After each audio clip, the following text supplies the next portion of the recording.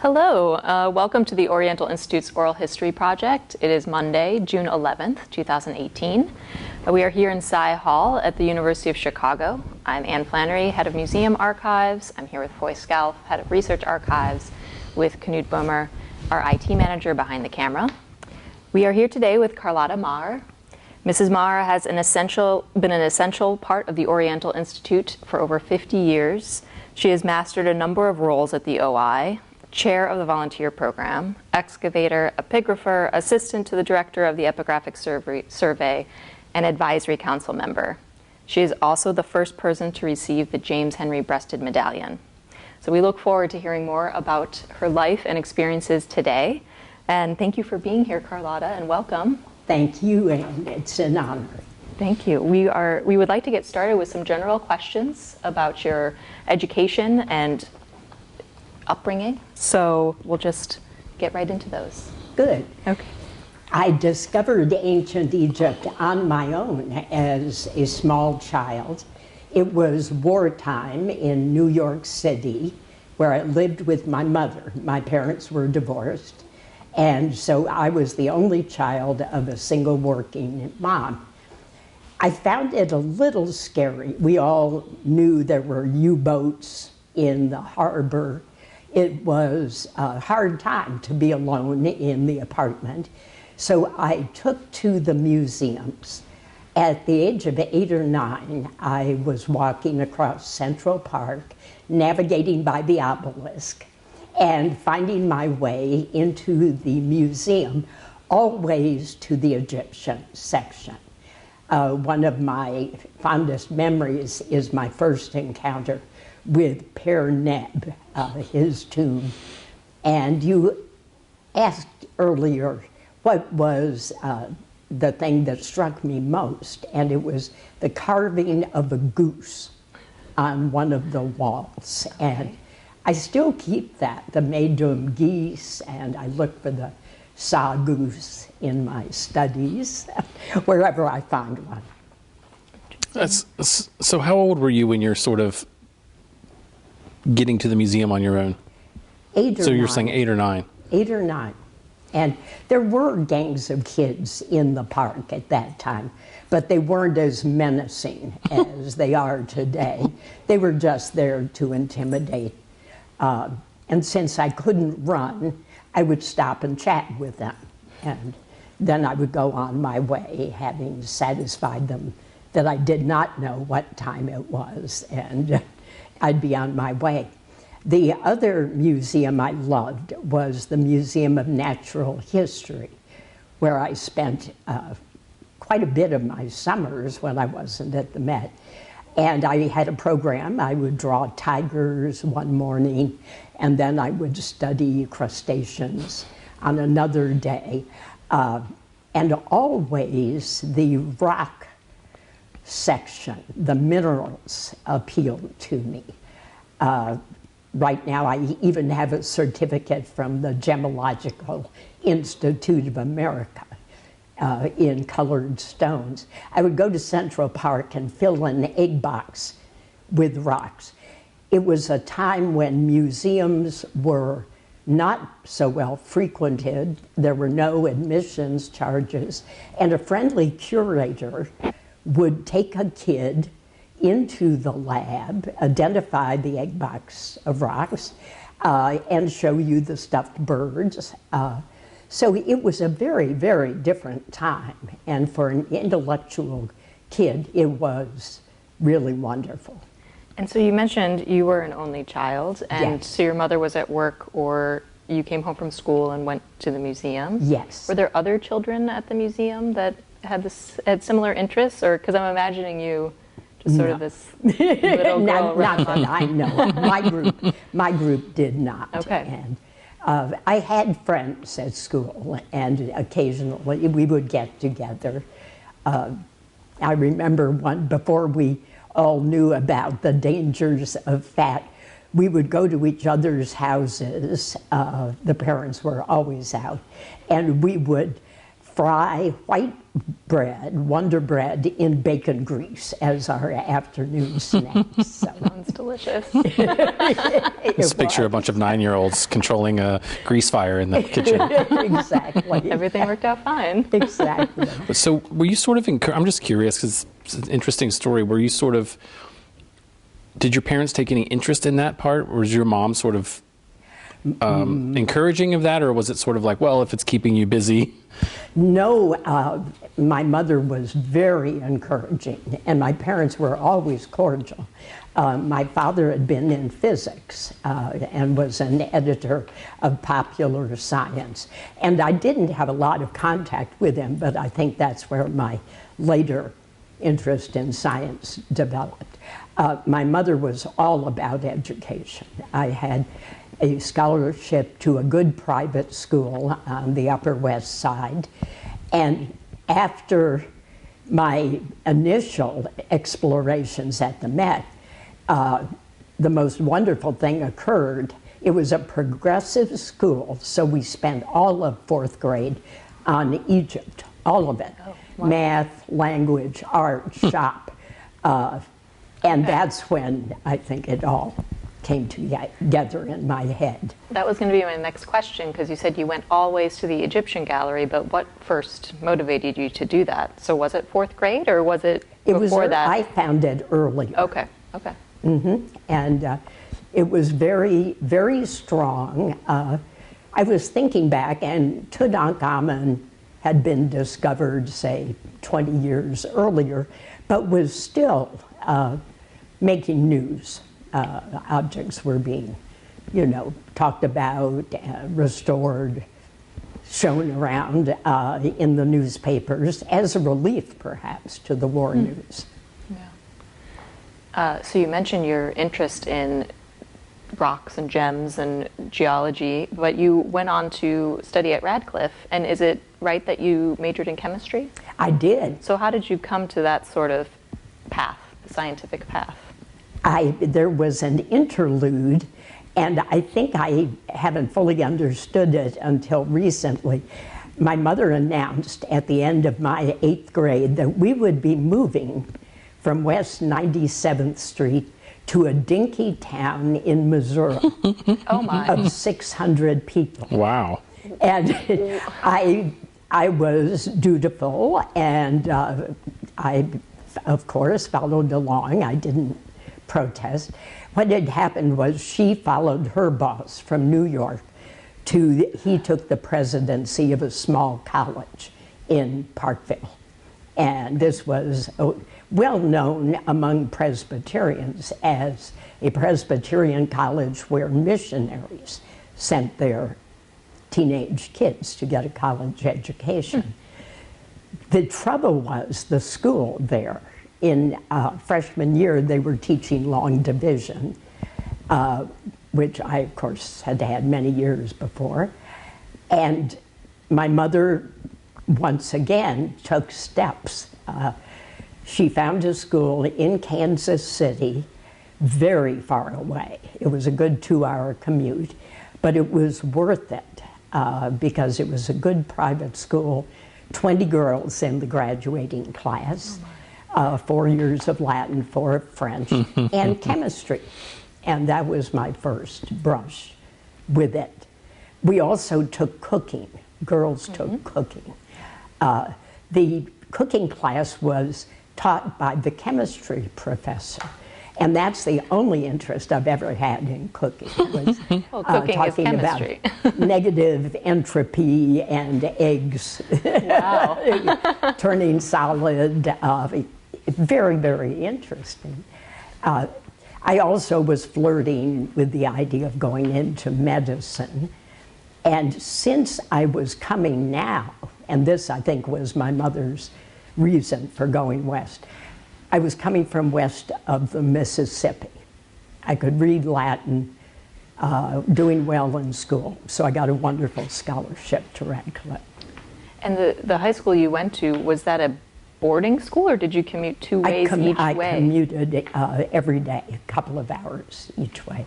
City bus, I sound like those people who trudge through the snow. In this case, it was smoke-filled carpools, city bus, Greyhound bus, all of the above.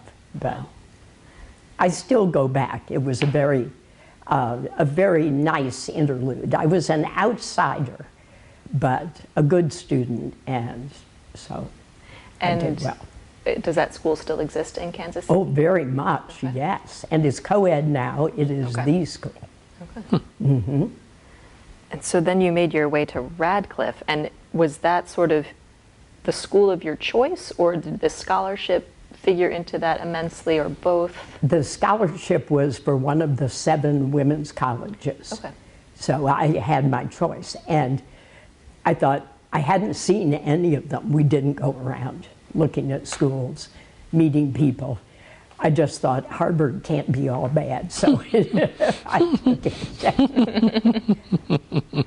And then things changed a bit academically. I still did very well, but I encountered that resistance to going co-ed.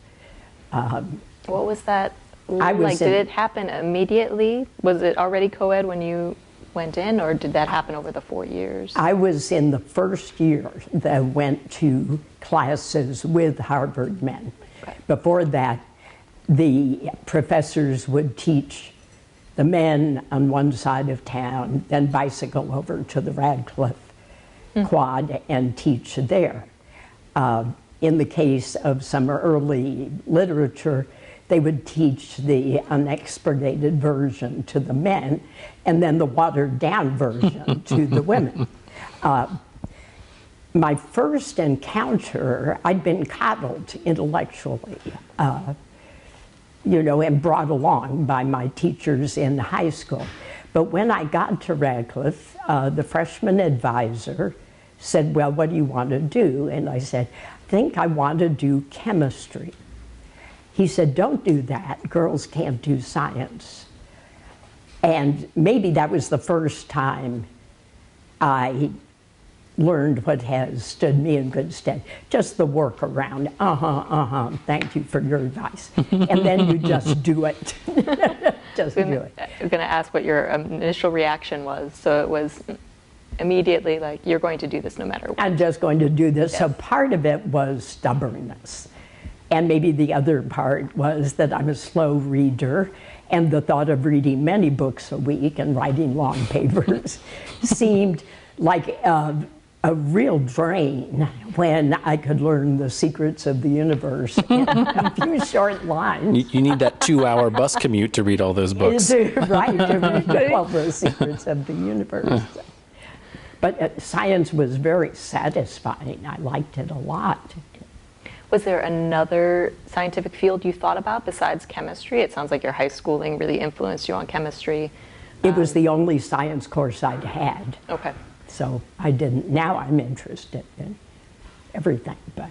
And were you thinking still sort of pre-med at that time? I was in class with mostly pre-meds and mostly men. They were grinds, very, very serious. No time for an art course or. Okay. I did take Latin, but because I loved it, but no more. And you mentioned that resistance, and first in that advisor who tried to steer you away from chemistry, but was there additional resistance in the classroom that you experienced? Yes, absolutely. And my roommate went to her grave talking about Mr. Kravitz, who deliberately kept her from getting her summa, and she was in chemistry too. That graded her down every time. Yes, there was hostility, no question about it. What about from the other students, from the male students? Were they more or less accepting, or? I think being in chemistry, it was a leveler.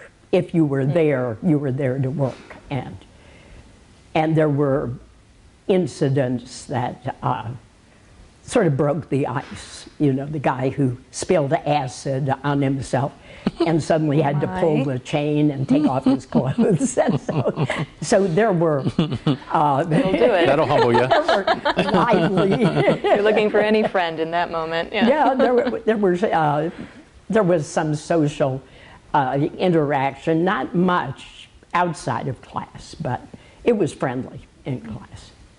And how did those experiences sort of in the field of that educational system stand you in good stead going into the field later? Were there any sort of overlaps of skills that you learned during that time that you used? Into archaeology? Yes, into archaeology. It's really the reason that after I became a docent, the head of docents, studied Egyptology at the Institute with George Hughes and Klaus Baer and Wendy. It was then that Mack stepped out of his office and said, "You ought to come to Baghdad with us as conservator because of the chemistry." And it got me into Chicago House initially as photo archivist because of the chemistry. So I regard it as time not wasted at all. No. Well, what happens there after Radcliffe, though? I mean, clearly you had this intellectual ambition. Yes, and I had by the time we were married in school, David and I, we were the same class. He is a classics major, and now an internet lawyer. We had met and gotten married by the time we graduated. I worked small chemical jobs when we had 2 children, part-time, and he worked 3 part-time jobs in addition to going to law school. Then we came to Chicago. He took a job here. I worked in chemistry at Children's Hospital for a while. I was the editor for a genius in medical genetics. He wrote on yellow legal pads late at night, and I had to point out to him when I read his book, all the formulas were wrong. And so I knew I could fix that, so he hired me. It was really family that kept me from going on in chemistry, I think. Whenever there was a deadline, both children would be sick, and David's family didn't seem about to step in and help. So I thought maybe something a little less demanding would be suitable while the kids were young. And little did I know. I came down to the Institute. I'd heard about it. I was new to Chicago. I walked in, there was nobody there. The lobby was empty. The gates to the museum were closed. I thought, this can't be open. There were no visitors. And I went away. I came back later with a friend. We had babysitters and we didn't want to go home early. So we went to the Oriental Institute and we poked our heads in. Then we saw that there was somebody in the building. It looked very beige and very empty. Lots of beige pots. No visitors again. So we stayed a while. The labels didn't give me enough information. You know, it was factual, precise, but I was familiar with Egypt, of course, but it didn't have that feeling of telling a story.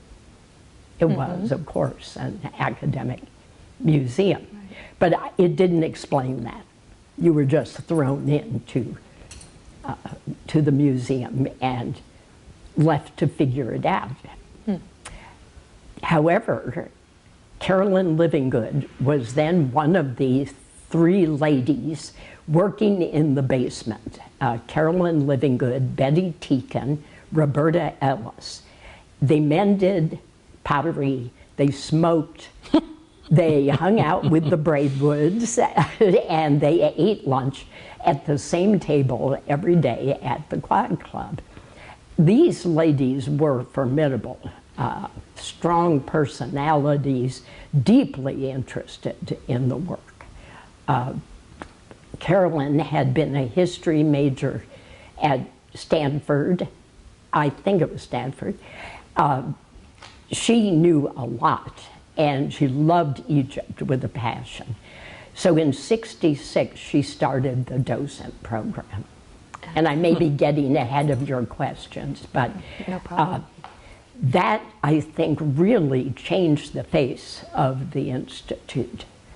Gene Gregg says that in '64 or so, he went to Europe on a fellowship, and there was nobody in the museum, as I had discovered.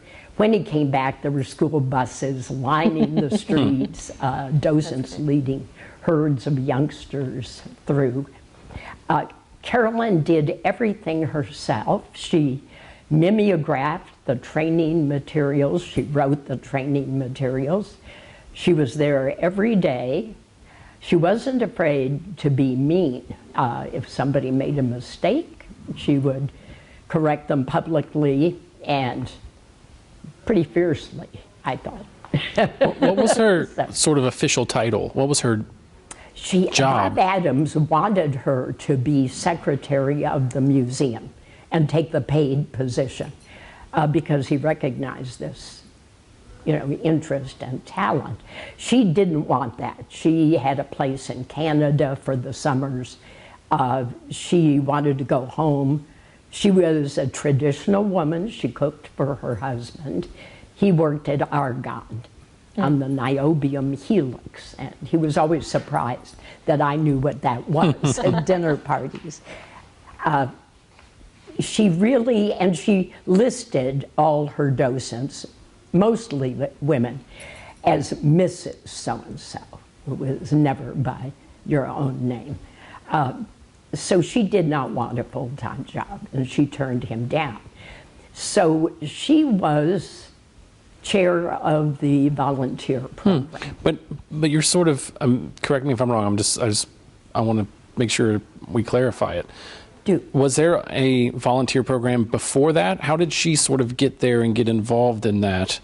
And then how did you sort of, you're coming to the Institute, you're looking around, there's nobody here. Nobody there. How did you get involved with them? Did you sort of also bump into them in the museum, and how did that work? She put an ad in the Hyde Park Herald. There was no volunteer program before that. But she was there. She was there in the basement, mending pottery. Sort of helping out. Helping out. I see. And then wanted to do more in this way. And it was her idea. I see. That the city, the children, in particular the children, and older groups as well. And we developed all kinds of little programs to make money to keep the mimeograph going. We had ladies' luncheons at the Quad after a tour by the docents, and they paid a little something. We showed a film and gave them a tour. All of this from Carolyn's energy, and the reason I came back and gave it another try and stayed 50 years. She put the ad in the Hyde Park Herald. My friend and I, who'd been there before, answered the ad, and I can still see Carolyn coming down the stairs, very tall, very athletic, imposing figure, strong voice, and you're here for the Docent Program. And yes, we were. And so we fell in love with the museum under her tutelage. So I can't say how much she's done for the Institute. Well, it sounds like she really brought those galleries alive with the Docent Program. It's she a did. good illustration of going in the first time and just feeling like it was a lab almost. Yeah, it was. It was just dead for the public. There was nothing to draw you. Do you remember your impression of the Egyptian gallery at that time? Beige. Okay, very beige. It was beige. Okay, Of course, so beige. Tutankhamun was there and the Lamassu, but small objects and not explained in particular. I think a long exhibit on wavy handled pots. So, I do remember that. So, outside of your very first experience, when you saw people using the museum in general then, did it actually work more as a study collection? I mean, were classes being brought down to the galleries to study this stuff that was on display? Because now, I'm just thinking about now the way that we use the study collections, it's different, meaning the stuff that's on display, you usually don't take your classes down too much to the public galleries. You would take them down to registration behind the scenes, have the objects that you wanted to study for class there, and so that you can get sort of up close and see them. But the way that these early galleries, the way you're describing it, it's almost like they were set up in order to be sort of study galleries, and I'm wondering if they got used that way by students and staff.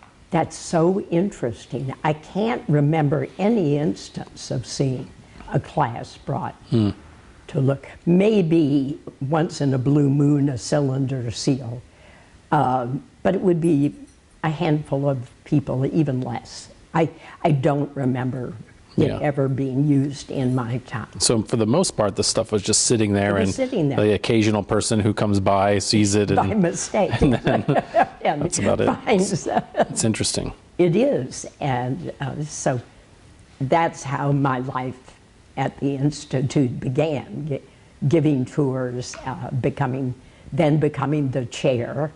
And Carolyn said, "Are you taking hieroglyphs with me next year?" And I said, yes. And so we wound up in George Hughes's beginning hieroglyphs. Oh, interesting. Yes. With graduate students, yeah. Interesting. Yes, and that's something that I treasure about the Oriental Institute, is the fact that the faculty was willing to allow serious people to audit. Yeah, so that's how it worked. Is basically were you signed up at all as a student, or how did we were not signed up as students, but we did recite in class and do the homework. Yeah. So, yes, we were there as students, not officially. Not officially. So we sort were of under the radar. Transcript or registration. You were just had a personal relationship with that professor and were allowed to sit in. Or you, even audit. if it were more formal, you could ask permission. Okay. And most of them, I believe, were willing to. And I know Mac was. I used to run the projector of blessed memory in his class, and I loved the fact that if things went wrong, all you had to do was take a pocket comb and just mash the slide down, as opposed to the more elaborate electronic. So it was informal. Right. And all the professors have always been, excuse me, always been willing to speak to the volunteers and help with the training program. What other professors did you take classes with besides George Hughes and Klaus Baer for several years, who taught with the whip. And then he became a personal friend. He became much more mellow after he got married to Miriam. He was really a very kind man. He did kindnesses for students that aren't really known about. So then Ed Wente, Coptic. I think Coptic was Klaus again. It was. And there were only two of us. Wow. Yes. So one informal student and one formal student. And one formal student, and I was the responsible one. Oh, no. I was actually going to ask about that. What was the sort of climate like in the classes? Was it, did everybody sort of get along the same, or were the sort of formal students, were they at all put off by having these other people in, or? I did not feel that at all. I felt, on the contrary, the students were often stressed, alone, far from home, and a nice relationship developed. Carolyn and I would take them home for Thanksgiving dinner, things like that. And I would say that's true of the volunteers as well. Sure. That we were a nice buffer, a little relief from the stress of graduate school life. Now you said Klaus taught with a whip, and I've heard stories that he could be difficult, particularly on female students of his. I believe that's true. Since I believe in the workaround, I hadn't focused on the female aspect, but I can still see him whipping off his glasses and say, "Mrs. Maher, I suggest you read paragraph 243. And, I went home and I said, I can't go back. I wasn't used to being. It was intimidating? It was very intimidating. Certainly. I wasn't used to being treated that way. And, well, maybe at Radcliffe, but not verbally and and not publicly. Yeah. So what was the? Were you just so into it that eventually you said, yeah, I went going back regardless? I didn't go back, and David said, "Oh, yes, you can." Yeah. So don't worry about it. I did. I studied the paragraph, mastered it, went back, of course, and then later he told somebody who told me that I was intelligent. So that was a high. So he just had high expectations for you. Very high expectations. And I'm always curious about professors like that. So he would whip off his glasses and sort of publicly whipped them off, yes. shame you in a way. But would he also give compliments to students, or was it sort of baseline? It was stern? always in the classroom, formal and fierce. Okay. Yes. Well, Interesting. You might catch wind of a compliment, but it would be reported by someone else. I see. Who was the other student in your Coptic class? Ed Meltzer. Oh, really? Yes. But I was the one with the key. Interesting. Klaus had to go away. Well, he must have done well. He's a very serious guy. He's a serious guy. But I think at the time he had some romantic thing going on, and it wasn't going well. And so he would call me up. And that's what I mean, that the more mature students were sort of good listeners, and they'd been through it all. So. Who were some of the other student colleagues at the time that you were studying with?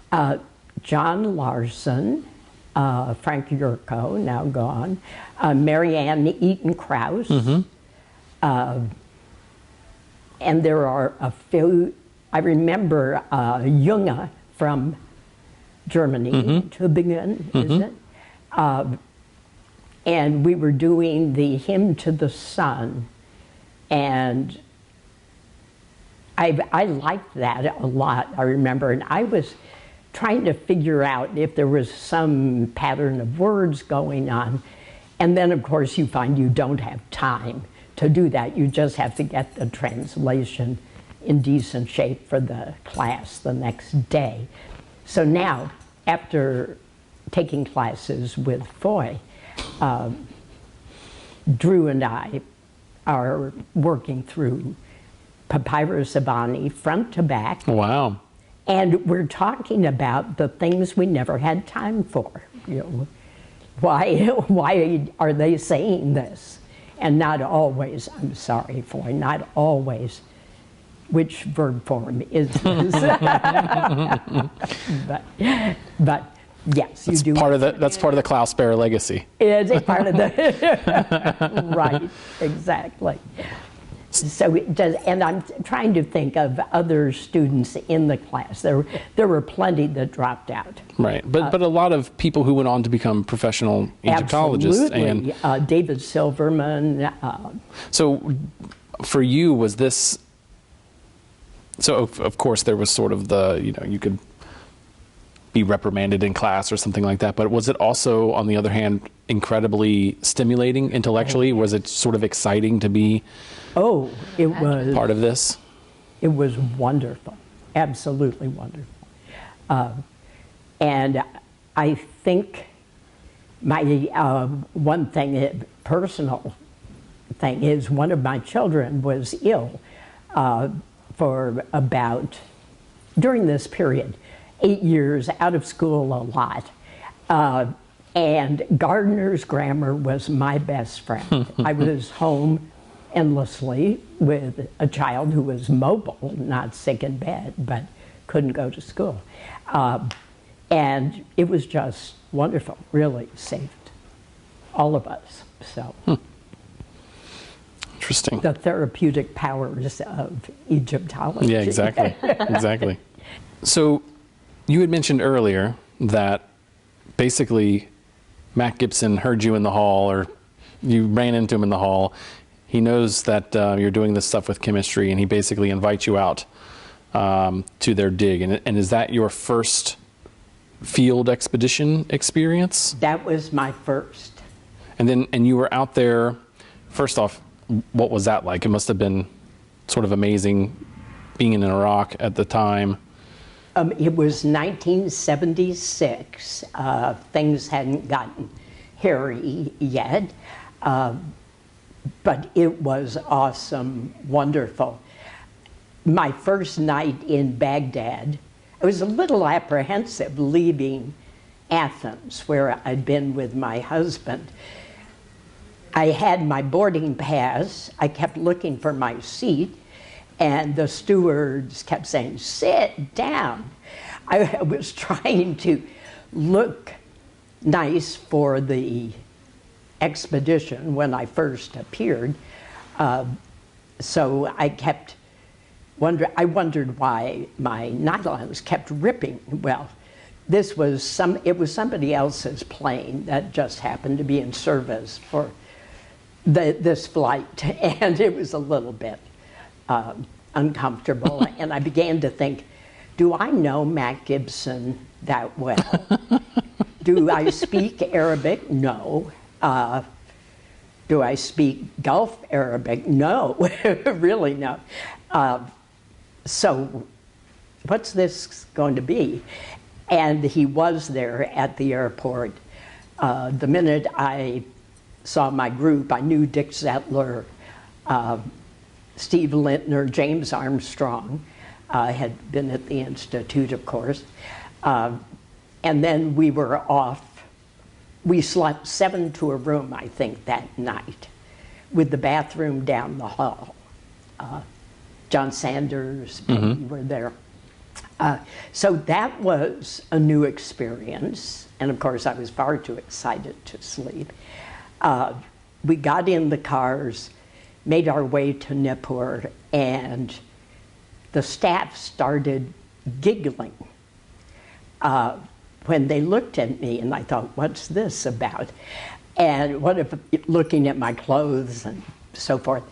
And it turned out Mac had told them that I was exceedingly old and as fat as a barrel. And so they thought this was highly amusing. And once I got used to that idea, it was wonderful. I don't understand. He told them this as a joke, or? As a joke, yes. There were always silly jokes going on, and of great amusement. I learned so much because I was operating in a completely new environment. We were in a house, and the next year we wouldn't be, and so this was quite luxurious. It had toilets, it had running water, and a real workroom, which was great. So we would work after dinner, lots of jokes, and I had a job of doing survey.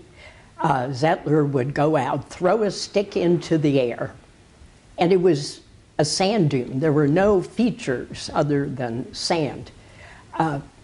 So I had to use a compass to find my way back to the camp. And I would wander around in my, well, in an orderly way, of course, picking up potsherds in a 10-meter radius. I took a tape recorder and played Thelma Houston disco music while I, to keep up my energy while I collected. Then you find out that things that were not your job at all, that turns out you can do them.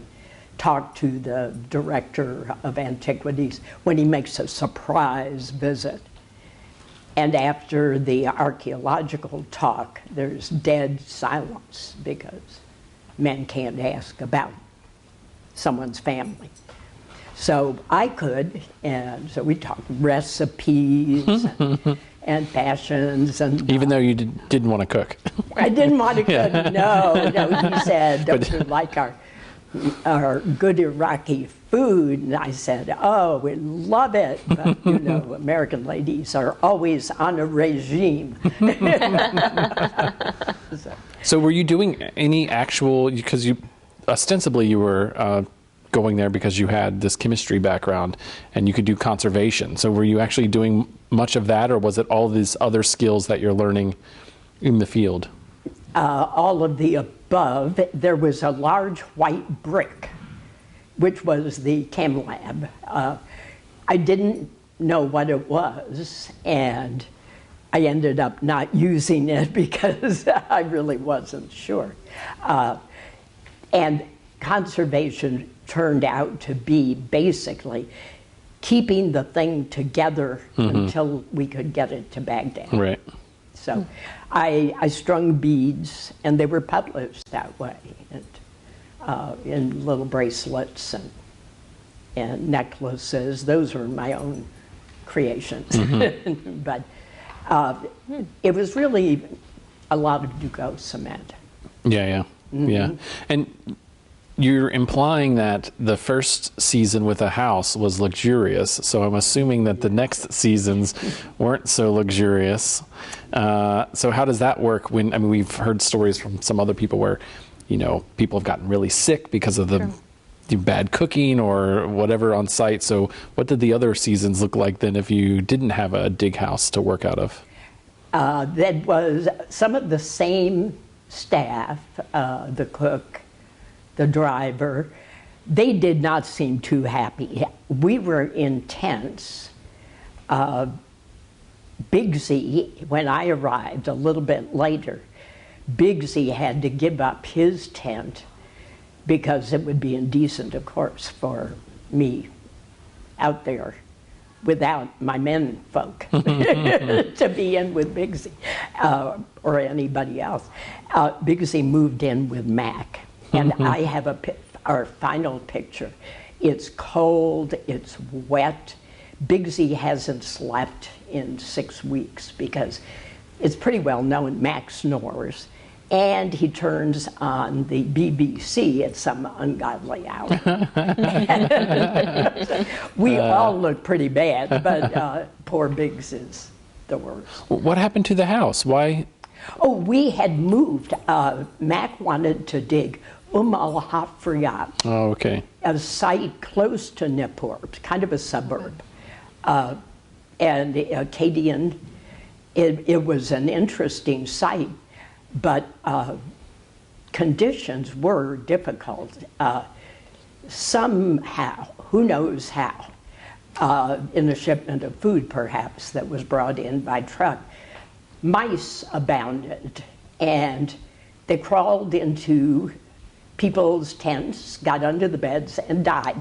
Oh. They got into ancient pots and died. And I remember one night at dinner, Armstrong came in and said, Dick, could I have your help a minute? He didn't want to mention what it was. It was the stench of dead mice. Oh my gosh. Permeating the tent. Other nights there were screams from Patty and John's tent. Patty was our photographer, and she found live mice in her bed. So my tent blew away. The bathroom was just a slit trench with a reed screen around it, and you carried a flashlight for signaling. So you got yourself into an adventure. Yeah. And how long was this season? So how long? It has to be short, unlike Chicago has. So 6 weeks, 6 weeks, 8 okay. weeks maybe. And I remember John Mooney coming out, looking up at the sky and saying, well, it looks like good weather for shaving. The water was a lemonade cooler with a little trickle of water. And so if conditions were right, you might try to shave.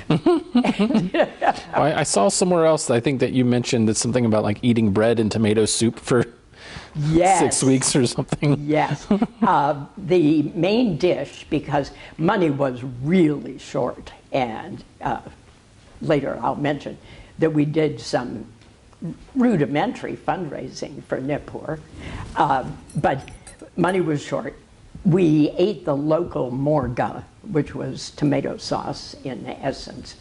There would often be one piece of meat floating in it, and the person who got the piece of meat in the ladle would get a chorus of ooh around the table.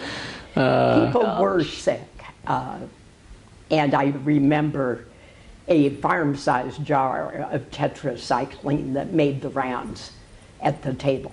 Wow. If you were feeling peculiar, you wanted to nip it. But people never, ever, ever stayed in bed. Stayed what? Oh, in bed. In bed. Yeah, everybody was, short amount of time. You have to get out and do the You work. just got to get out And your work, bed. even if, Yeah. I've heard stories that Elizabeth Stone, and I forget which site, was actually carried by the workmen in a chair to Supervisor Square because she was so weak she couldn't walk. gosh. Yeah, so it was. It's intense. That's commitment. It was intense, and it was wonderful. At the same time, sure. Yeah. So you're there and you're talking about sort of getting this other experience. You're talking to the director of antiquities, the ministry, and things like that.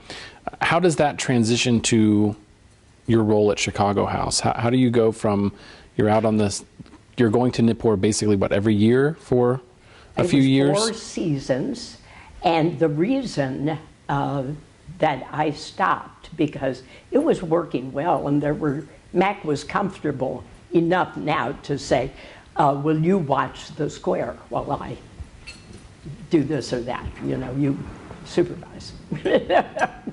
And we would have stayed. It was time to go home.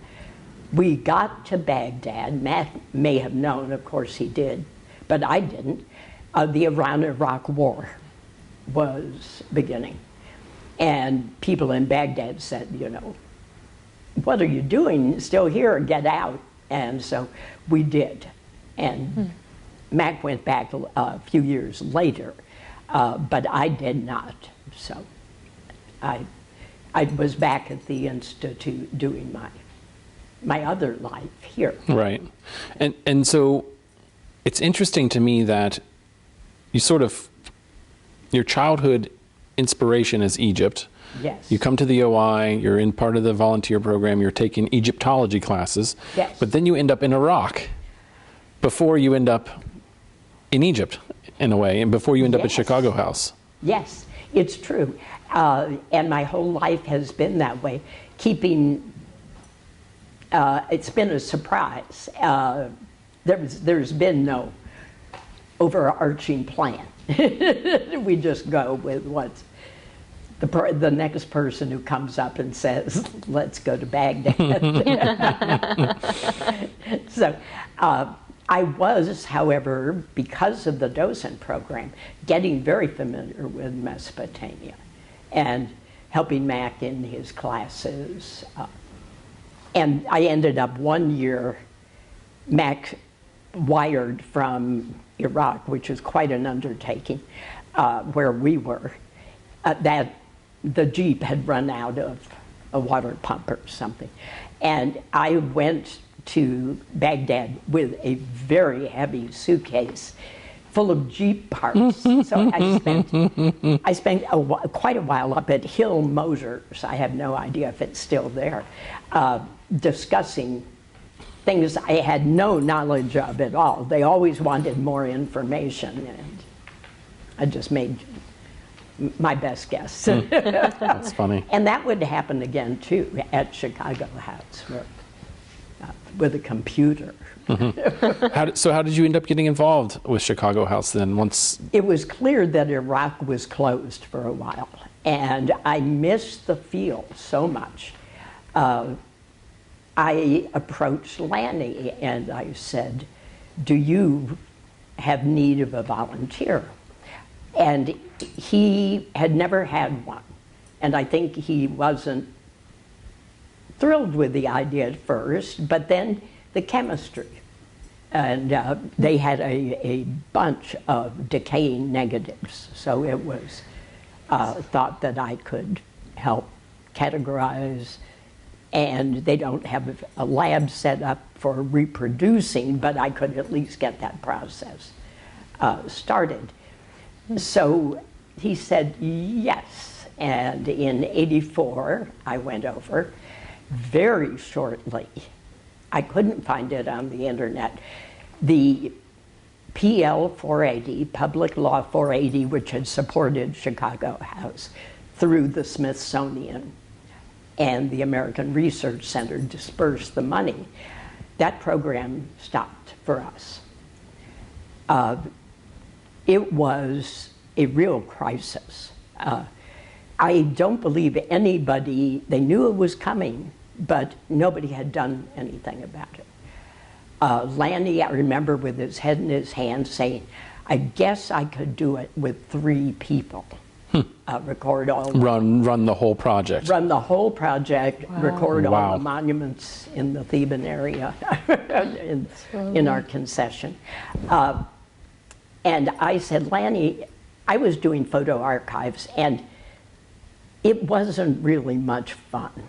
It was numbers. I loved being out in the field with others, and I was alone in a very cold room.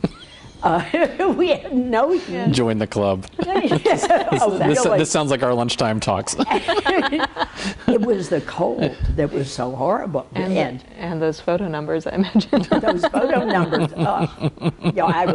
I've been offered, positions in the basement, but not happening. You're a wise man. It was very cold. Sue Lazan, the photographer, yes. came in and looked at me in my space blanket. Remember those? Oh, yeah. Crinkly aluminum, and multiple sweaters and gloves. Said, Lanny, will you look at this? We had no electricity to run anything more than a little electric coil. So anyway, enough of my sufferings. I was plotting my escape. So along comes the financial crisis. I said, Lanny, I have an idea. I know one of our docents has a husband at Amico. He mentioned the CEO of the Cairo office. I think we should go and see him. So we did. And Lanny knew, of course, he was very comfortable in Egypt. He knew if you sit around calmly, the head guy will have to see you eventually. It's how they do things, the Mejlis. And they were a little suspicious. They said, you've been here six months? And Lanny said, no, we're here 6 months for, I guess then it was 60 years. Yeah. And then they started to perk up a little. And so they were our first supporters. Then we realized nobody knew about the house except a few U of C grads walking by on the corniche would see the sign and say, can we come in?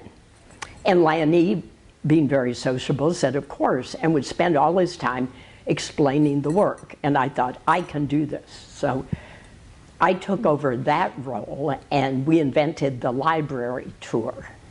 I patched together some artist drawings.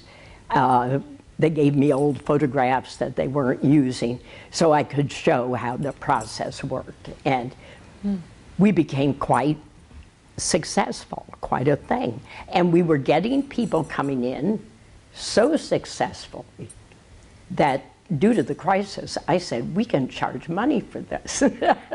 So we did. At first, we just wanted to get known. Sure, yeah. And we were so successful at that, that pretty soon we had hippies who wanted to sleep on the lawn, and they were lovely. They'd come from meditating at Karnak, and they wanted to be in our midst. They were very nice, and we had to tell them no.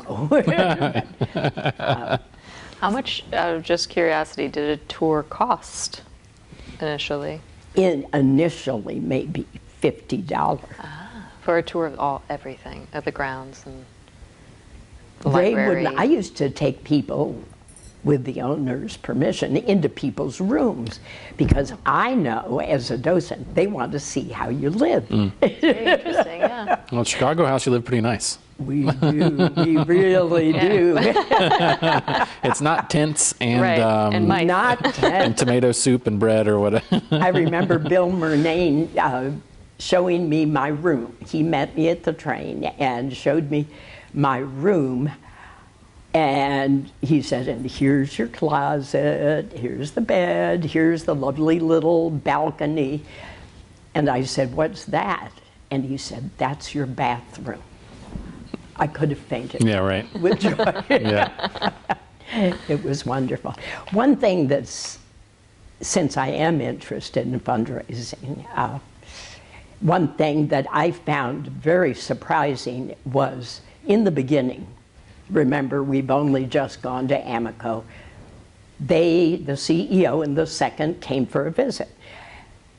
I had the staff members of Chicago House pounce on me after the dinner, and one of them said, I can't go on this way. And I said, oh, well, tell me about it. And he said, I just can't. And I said, but all I saw you do was pour coffee for Mrs. Amico. And he said, yes, I know, I just can't. And then others said, and I quote, I would rather put pins in my eyes than ask people for money. And I said, you don't have to ask people for money. You just have to be polite to them. And, but I was really surprised at that. And that was true in the past here at home too, that fundraising seemed very much beneath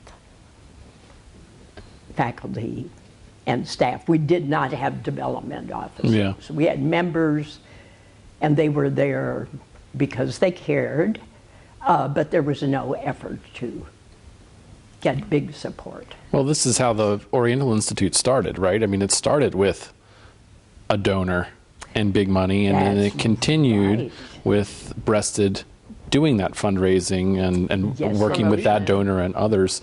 It might be different in a different institution that's publicly funded, but that's not what we have. I mean, it's not like the German Archaeological Institute or something, or some place that has big state funds behind it. Of course, we have to operate in this manner. This is how the whole institute was started. Exactly. So, and that spirit was very much alive in the beginning. But Ray Johnson says that I'm the one who taught him it can be fun. And of course, he's a sociable person. So how long were you there? How long did you were doing that in Chicago? Would you go every year? You were there most of the season, or? Usually 2 months in the fall. I'd join my family at Christmas time, come back for another 2 months.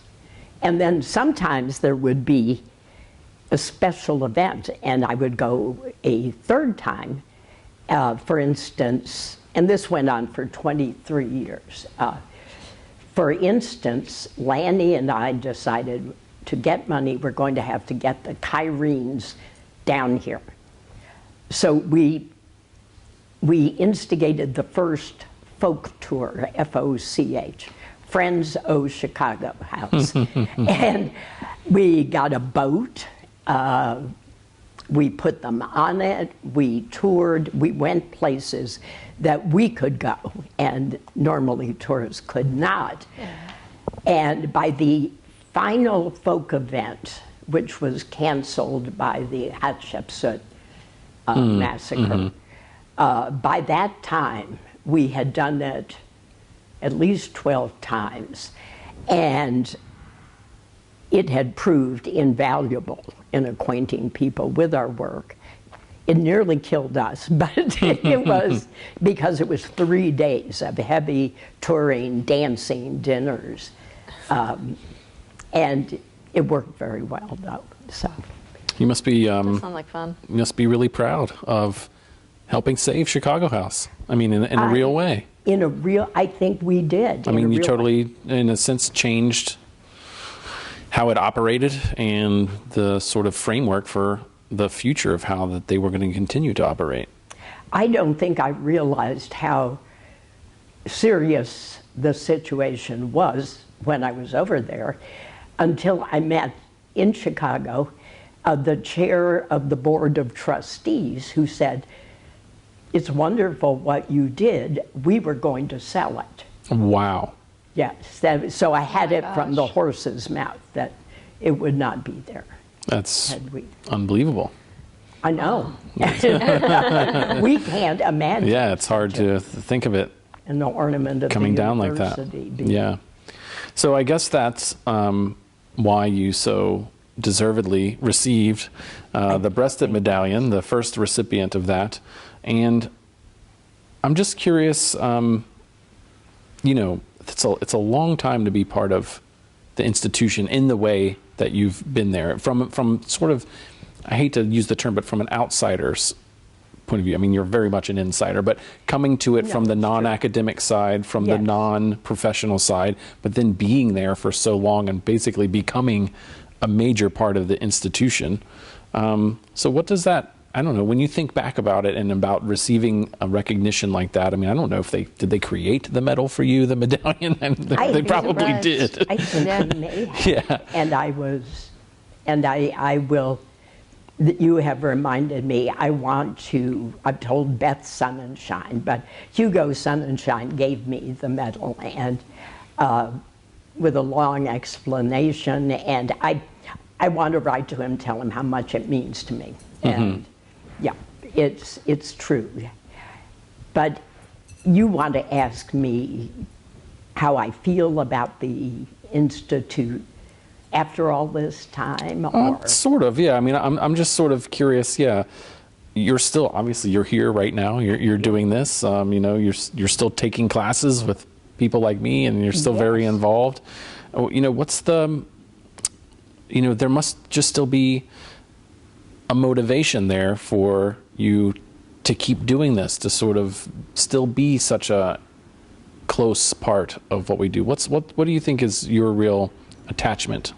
Intellectual, primarily, but it wouldn't be the same at Northwestern, of course, because I don't have the history. It's hard to describe. Walking into the building, you know, I welcomed a chance to be here today. Yes, and I want to do more and more and more. I realize that at this point, probably I want to contribute more. And I think probably the most useful thing I can do is, as a North Sider, as someone who's been out and about in Chicago for many, many years, since 60, I can bring some people in that you wouldn't reach in the normal. Yeah. And I see that as my role going forward. I see. Yeah, I think that's, it's one thing that I've talked with folks here about, is that what I think we could use is what I would call volunteer ambassadors. I mean, that's basically what you've been for your whole career. That is, you have circles that of friends and people that that you're involved in. They may or may not know what the Oriental Institute is, and you bring that to them with your own enthusiasm and excitement. And, you can hold events with them or turn them on to this. And I think that's what we need, is those people out there bringing the OI out of the South Side into their neighborhoods. I couldn't agree more. And often they will, I've had a few small groups come, but they're good people who can help. And word has spread, so that when I'm a little better, I will, I did have an illness, I should explain. I expect to do that again because it's so much fun for me and for them, and then we have a nice lunch and go home and hopefully come back for centennial events. And I think that I will push hard to get to those people. Yeah, sure. I think that's a brilliant idea, and well, we'll see. But it's that. How else do you get the word out? I mean, I think people like you, it's really effective when people that say, "Hey, you should go check this out," or "Look at this." You tend to listen more, and it's so hard for the OI by itself to sort of get out into all these little pockets. But if I live in Naperville, I can get people in Naperville interested in it, because that's where sort of my circles or social circles, or I can hold events out there, and likewise other people who live elsewhere can do that. And so I think we just need a little bit of infrastructure so that we know that, we have some training for the people who are going to go out and do this. But basically, we need a bunch of little Carlottas out there doing that same role of bringing people in and talking it up. I mean, I know firsthand how it can work. I mean, you're sort of promoting the Book of the Dead exhibit to people, and they're coming in and talking to me, and so I know it works. It does work, and you've just settled my mind on a question. Did I want to continue with a group at the Art Institute? And the answer is yes, because I have some notoriety in these circles. People introduce me, and then they say, Oriental Institute, worked overseas. So it's kind of a shoe-in. Absolutely. Yeah, and with you're so unique in your diversity of experience at the Oriental Institute. I mean, I'm just trying to think, professors, faculty, staff, no one has, had their hand in so many different aspects of the Institute to be able to be that sort of ambassador. But speaking of the Institute and your experiences over time, we're just kind of curious if you could talk a little bit about how Hyde Park or the OI have changed over the years, just sort of anecdotally, landscape-wise, the feel of the place. You've mentioned a little bit about the museum, but just any thoughts on the neighborhood? And I think the neighborhood did not impinge on me as much as it might, because I've always lived on the north side. Right. I wanted to move to Hyde Park, but somebody said, Carlotta, you would have to cook, because it was before so many restaurants. Well, that's true. So I dropped that immediately. My husband did grow up near here, and so he, and he's on the advisory council of the Divinity School, so he has a great affection for the neighborhood. The Institute itself I think I remember it being more formal in the beginning. Carolyn let us know we were not to go above the first floor except to go to the bathroom. And there was a docent office, and we could consult her, use the bathroom, but otherwise we were not to bother the professors. There was a dress code too. Ladies were to wear skirts, and I've mentioned we were known by our husband's name, not by our own. Okay. Mrs. David Maher. So it was a more formal place, and I believe people were very friendly after hours. There was mixing between volunteers, faculty, students. There was some beer drinking at Ida Noyes. We had a baseball team. You knew about that. You mean the Shitty Marduks? No, the Hairy Horse. Oh, the Hairy Horse, yes, yes. There was multiple baseball teams. And my daughter made a banner for it with a horse on. Yeah.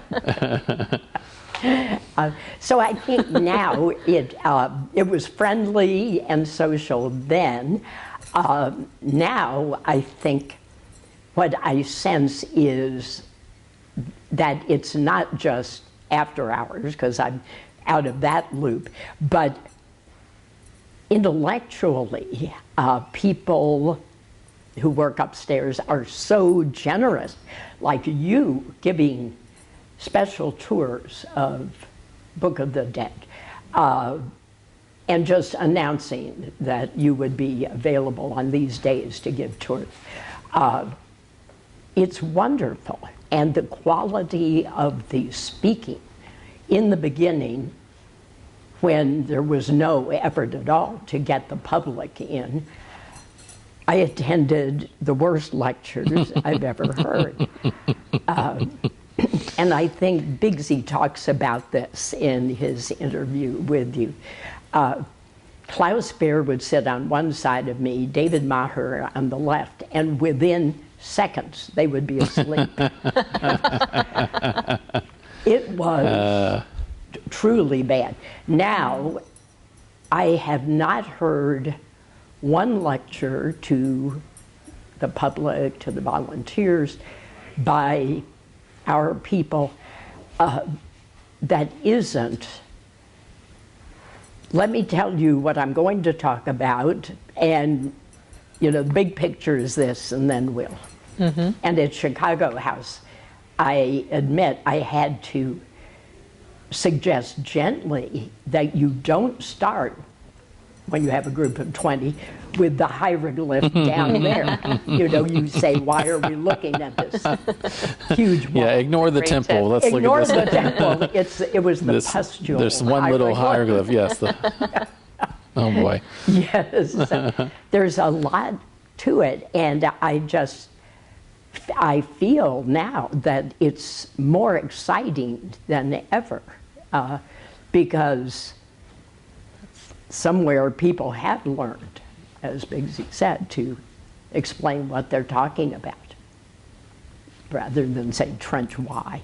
And oh, by the way, we're in Syria. That's a very important skill, yeah. Does that help? Whatever. Absolutely. Yes, yeah. Good. You've spoken about the things you appreciate at the Oriental Institute, whether it's the scholarly work community or the travels abroad, but is there anything else you wanted to add to that to sort of encapsulate why you keep coming back and wanting to do more and more for this institute? It's been rewarding on so many levels that you would ask me here, and I am honored by that. I feel that this is the pinnacle of intellectual endeavor. I love it personally. I like the culture of the Middle East to live and work in, and it's really a pleasure to introduce people to it. I find that's very satisfying. Yeah. I always think of it as the country club for ancient Near East studies. I've heard this description about the Institute for Advanced Study in Princeton during like the 40s, and then a little bit after, when all the mathematicians were there, John Nash and a bunch of these people who are sort of all these geniuses in math who were all there sharing these ideas. And there were stories about how they put in showers and bunk beds so that the mathematicians who wanted to keep really weird schedules and like work all night in the middle of the night, they could just never leave the institute, right? They could just go down, take a shower, take a nap, and go right back to work. And I was thinking like, I like that. Country club for math. Let's be the country club for ancient Near East studies. So I like it too. Yeah, I think all of us have that streak. I remember with pleasure. I descended to the basement of my dorm and crammed for physical chemistry. And for 3 days, I came up only for meals. So it was great. Yeah. There's a love there for that stuff. Absolutely. So all of the stuff that you've done, obviously, it's been amazing. We all really appreciate it. What do you still really want to get accomplished in your relationship with the OI? What's still left to be done that you really think, like, I really want to make sure this happens? I want to make sure that the financial, I know we keep getting the word that it's fairly dire, pretty dire, very It's important, dire. yeah. It's really important. If I can help with that, yes, and that is probably going to be bringing more awareness, more people, and just keeping at it, that day-to-day interaction with the world. I guess you also need to get through the Papyrus of Ani. I do. And we are absolutely faithful, and if we take a break, David comes out of his office and says, I don't see any scholarship going on here. Still getting chastised all these years later. Go away. Okay, well. You have to start the ambassador program now. That's right. Yeah, you can run the ambassador program. That's all you need. Well, let me say thank you very much for doing this interview with us, and thank you for all your hard work over the years. In a volunteer capacity, almost hard to imagine that somebody would do it. So we're really appreciative. Thank you so much, and that pleases me very, very much. And thank you for interviewing me. Yeah, we really appreciate it. Yeah, thank you. Just wonderful. So if you happen to be watching this on YouTube or listening on OI podcasts or anything like that, please like and subscribe to the Oriental Institute channels, and you'll get a lot more content like this, both from the Oral History Project, but also from the many lectures and other events that take place at the Institute. So thank you very much.